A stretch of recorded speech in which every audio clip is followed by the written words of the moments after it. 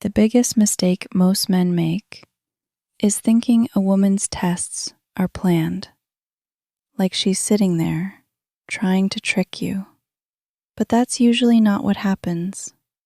Most relationship tests aren't conscious, they're emotional. And if you've ever wondered, why did she suddenly change? Why did she pull away? Why did she ask that strange question? You're not alone, because almost everyone experiences these moments. But very few people understand what they actually mean. Here's the truth. People don't test someone because they're looking for perfection. They test because they're looking for safety. Not physical safety, emotional safety. Psychology shows that when people begin caring about someone, they naturally start paying closer attention to how that person reacts under pressure. Not because they're manipulative, because the brain is constantly asking one question: can I trust this person? Think about the beginning of any relationship. Everything feels exciting. Everyone is showing their best side. But attraction alone isn't enough. Eventually, people become curious about something deeper. How do you handle disappointment? How do you react when things don't go your way? Can you stay calm during conflict? Do your words match your actions? That's where many so-called tests come from. Sometimes she might disagree with you, not because she wants an argument, but because she's watching whether you stay respectful or become defensive. Sometimes she takes a little longer to reply, not always to play games.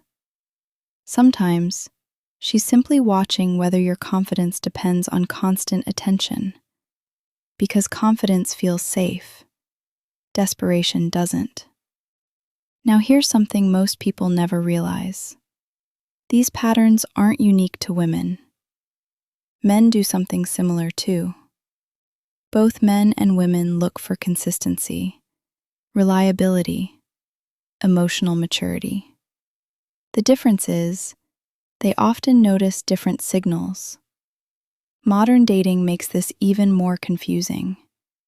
Text messages, social media, read receipts, online status.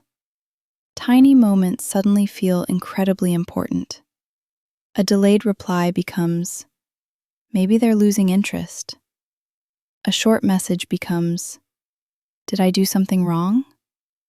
And before long, people stop responding to reality and start responding to assumptions.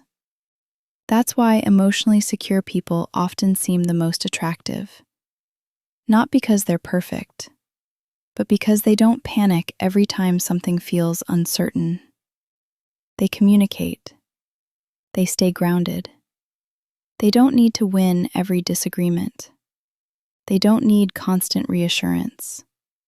And that creates trust. Here's the mistake many people make. They focus on passing someone's test, instead of becoming the kind of person who doesn't have to pretend. Because real confidence can't be memorized. It has to be lived. You can't fake emotional stability forever. Eventually, your real habits appear. And that's exactly what long-term attraction is built on. Not perfect lines, not expensive gifts, not looking flawless, but showing that you're emotionally consistent, especially when life becomes difficult. So maybe the better question isn't, how do I pass her tests? Maybe it's, am I becoming someone who naturally creates trust? Because healthy relationships aren't built on winning games.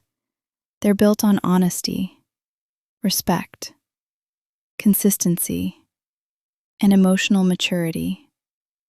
When those things are present, there's less fear, less guessing, and far less need to test anyone at all. Because in the end, the strongest relationships aren't built by two perfect people. They're built by two people who make each other feel emotionally safe enough to stop testing and start trusting.